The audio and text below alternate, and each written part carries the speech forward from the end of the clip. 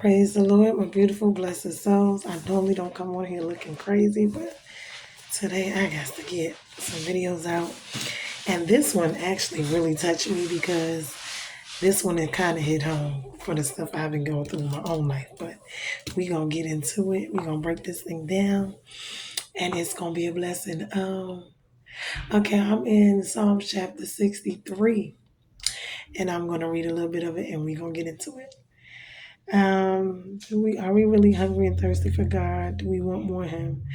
And I'm gonna explain why. Cause honey, sometimes that thirst for God is like water in the desert. You need it. You gotta have it. Okay, so it says, "Oh God, you are my God. Earnestly I seek you.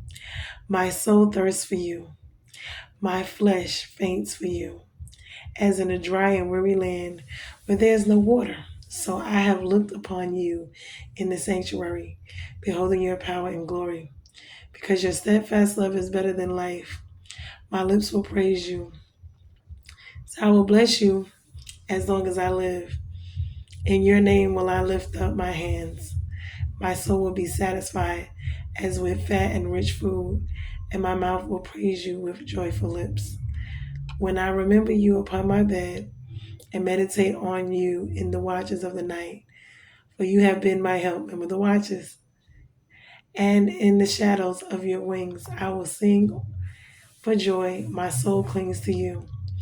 Your right hand upholds me, but those who seek to destroy my life shall go down into the depths of the earth. They shall be given over to the power of the sword. They shall be a portion for jackals, but the king shall rejoice in God, and all who swear by him shall exult, for the mouths of liars will be stopped. This here is David. He did this when Absalom, his son, was after him. Now, David, like I said, David had a lot of stuff going on with his life. Some of it is what he read because he did some stuff. But this right here, we're gonna get into it. Okay. So this is what Absalom, which is David's actual son, or one of his sons. He was after David. He wanted the throne along with Saul. But we're gonna talk about Absalom. So the son used deception and he used propaganda, meaning to get people to follow him because he wants to go up against his father, who is the king, David. Why? Because he wants the throne. See how this type of stuff? This reminds me of a lot of different situations that we have in life. I'm going to break it down. So then when the time was right, Absalom moved on Jerusalem and David was forced to make a hasty retreat. That meant he had to ascend to the Mount of Olives and get help. You know, they went up weeping and they was crying or whatever.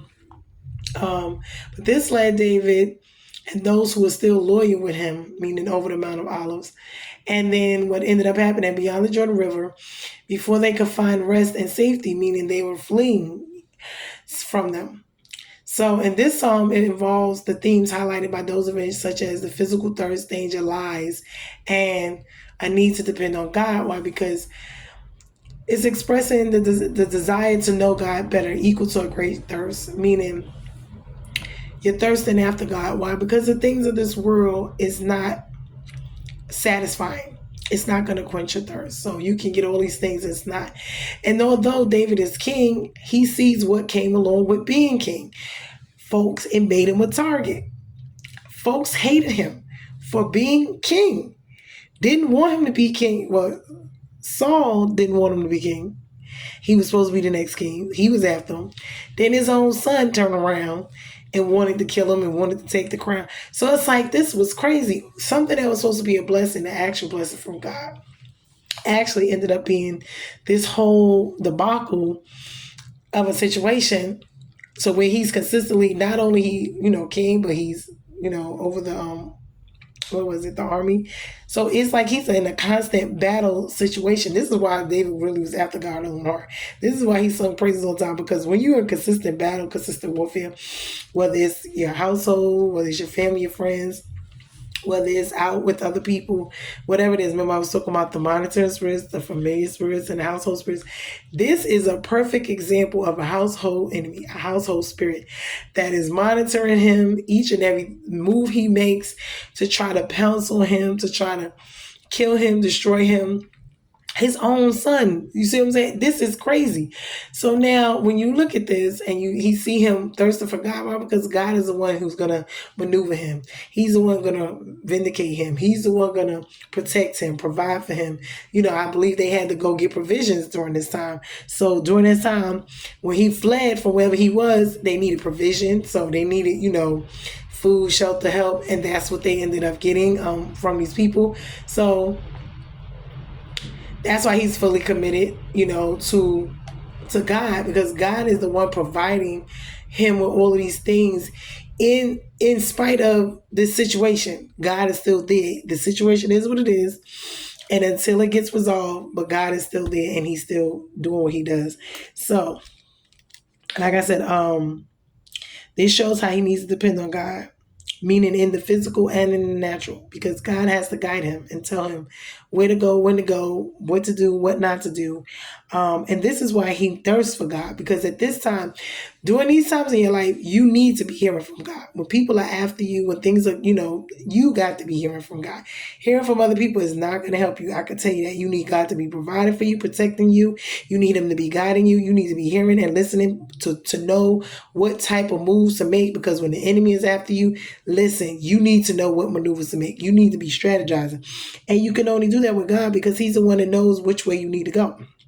So you got to listen to hear from him to tell you which way to go. So this is why he's thirsty. He's to be filled, to be quenched, to be, not just in the natural, but in the spiritual, to be led, to be spirit-led, spirit-filled, to be worshiping God in contact, meaning in relationship, communing, 24/7 with God, so that he knows what to do. If God tells him, get up in the middle of the night and flee, and go from that place because they're after him, they found him, whatever this means for his life, this is what he needs to be doing. So yes, he's thirsty. He's yearning for God. He's cleaning not only for the spiritual and, but for to keep his mind, his spirit, his energy, his strength, everything. Why? Because he needs that in a time like this.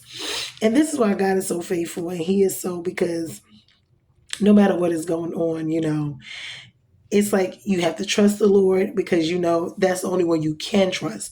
When you got things going on like this, and like I said, when it's with your close people, your own family, friends, relatives, whatever, and you don't know who to trust, you can only trust God. So, you have no allies right now. Basically, you don't know who's who. Everyone's turning. He had people that was for him, that he against him.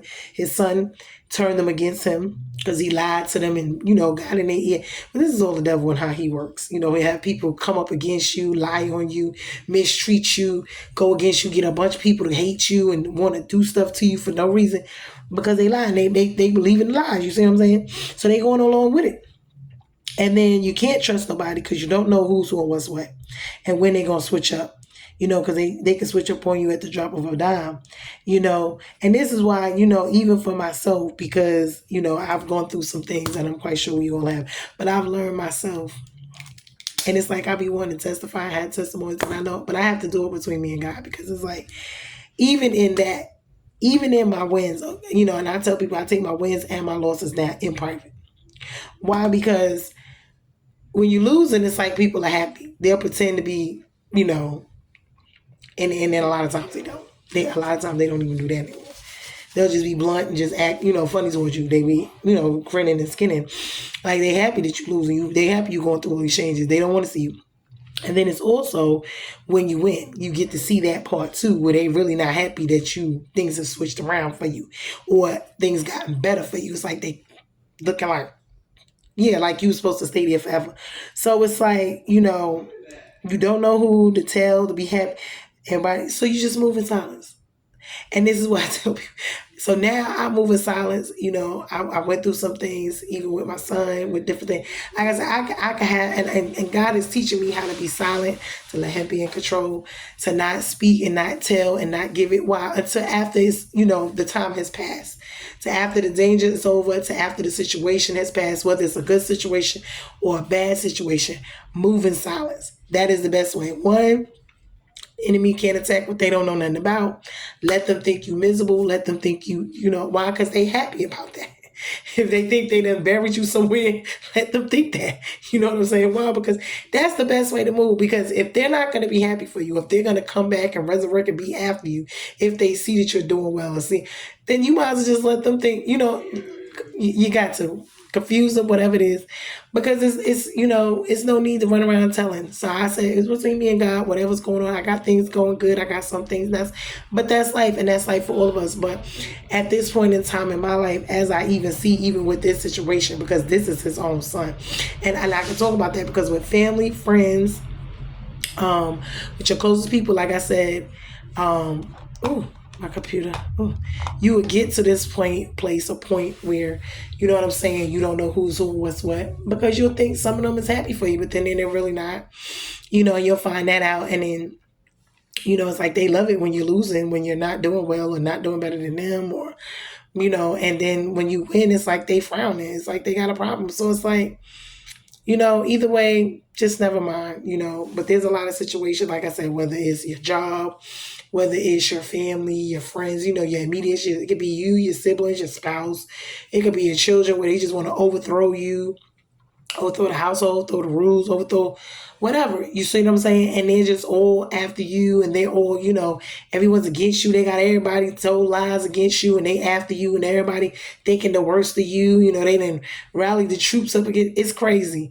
And if anyone who's ever been through these type of things and situations, because you get to see who people really are when you go through these type of situations in your life. And it's like, I just thank God, this is why I'm where I am, because I know God didn't leave me. God didn't change on me. He didn't switch up on me. He didn't believe the lies. He didn't turn his back on me. He didn't, be like, oh, the heck with me and just go on, So I'm cool. I'm good with it. It's like, I'm just like, let me stay where I'm at. Let me do what I'm doing. That way, I love people. I forgive them, but I ain't got to be bothered. The switch up could be real, the snakes and all of that. Listen, I ain't even got to worry about that. I need to sit with God. Let him tell me when and where and how to move. Let me hunger and thirst after him, because that's what we need to be doing. And let him tell me how to live my life and how to move forward and how to maneuver in this world. And that's in the spiritual and the natural, because that is the best thing for me. Because in all actuality, everybody else don't have my best interest at heart. They have theirs, you know what I'm saying, or what they want things to be for me or whatever. And God has the best for me, because not to get nothing from me or take nothing from me, but because he loves me, he's God, and he wants to see me do well. And, and that's just the bottom line. It's not like there's a hidden agenda, hidden motive, that's not what it is. So I have just learned, like I said, to take these things in stride, but hungering and thirsting after God, because I feel that way sometimes, like, you want more, whether it's the knowledge, whether it's the whatever intel, whatever it is, you want more of God, to know more of him, to know more of his ways. Why? So you know how to live, maneuver, and operate in this world, both in the spiritual and in the natural, because that is what it's going to be. And people need to understand that, because when the time comes, that's all we're going to have. And as you can see, I was talking about it the other day with the witchcraft and sorcery, along with the, what they got, they're taking the Bible away. They're all these things that they're doing now. We have to pay attention, because we're going to have the word in our hearts and our minds. We're going to have to memorize it. Why? Because that's the way, and have it in our spirits and our soul. That's the way the scripture is going to come. Because if they're taking the Bible, they're doing away with everything that's godly, then we must understand that there's going to come a time when that's all we're going to have is what we have in here and here. As far as, food, shelter, and all of that, we're going to have to literally walk around with God, and he's going to have to we're going to have to, like he said, his sheep hear and know his voice, and here, we're going to have it. It's going to have to be there, because we're going to have to know. He's going to have to tell us in those times when to stay, when to move, and this is what this is all about. And he's going to have to provide and protect and deliver and heal and restore and remove and, all of these things. He's going to have to do it for us, because we're not going to really be able to do it in the natural realm for ourselves. So he's going to have to be here, not just spiritually, but like Christ was here, send stuff down, help us in the natural. And that's what it's going to eventually come to. We better wake up. These campaigns, all these things, they rolling out this, new strand or whatever. We already knew that was coming. They got this 2030 agenda, which they rolling out, and we already seen what's going to work, how it's going. We already see it's a little crazy situations, because you got the so-called presidency or whatever that they got coming up in November. So it's just really a lot going on, and folks need to be heightening up their spiritual situations. They need to be repenting. They need to be getting right with God, and they need to be paying attention to what it is He's going to be telling us. Because to navigate in this world, you will not have a GPS system, meaning for the world. You're going to have one when it comes to you here and here when it comes to God. Y'all are going to have to be like, yeah, it's going to have to be that way in order for you to live and make it in this world. And that's just that. So I hope that this message blessed someone. I hope that it helped them. It really blessed me. It really helped me a lot, especially during all the situations that I have been going through in my own life. Oh, crap. This stupid. Yeah, I should have turned the light on. My bad, y'all. But anyway, be blessed. You beautiful, blessed souls. I got a couple more to get out. I'm going to go into, I think I might be going into Genesis again because I'm trying to get Genesis done. But again, he's telling me not to rush. Gotta take my time, be patient. Don't be moving too fast. Thinking I'm rushing to get things done when it's about more than just being in a rush, because you can be rushing 100 miles an hour in the wrong place. So I'm going to end this one, and then I'm going to look through and see what I haven't done and try to get it done.